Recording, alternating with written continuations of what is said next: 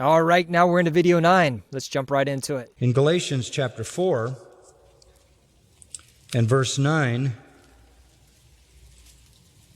but now that you have come to know God, or rather be known by God, how is it that you turn back again to the weak and worthless elemental things to which you desire to be enslaved all over again? You observe days and months and seasons and years. I fear for you, perhaps I have labored over you for nothing.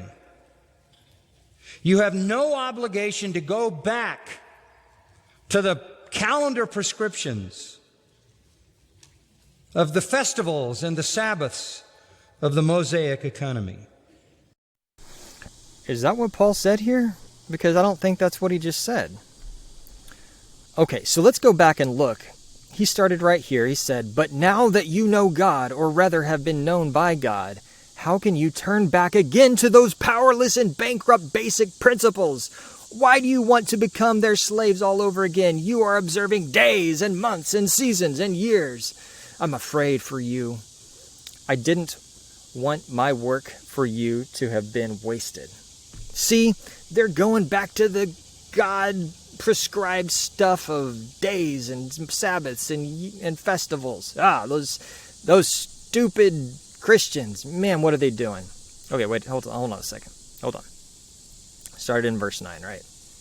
Let's back up one verse. However, verse 8. In the past, when you did not know God, you were slaves to things that are not really God's at all. Wait. Isn't he? I thought he was talking about in the past, like just before Jesus came, when you were so zealous for God that you observed all that God commanded. Right? I mean, isn't that what he's basically laying out? His argument is that when he's talking right here about why do you again want to become slaves again to God's stuff? Why do you want to be slaves again to the Torah, Jewish things? Observing days, which clearly means Sabbath, months and seasons and years, which clearly means, God's appointed festivals. It says, I'm afraid for you that I wasted my time. Well, it's because they were turning back to the things that they did before they knew who God was. They're turning back. They're turning back to being enslaved by things that are not really God's at all.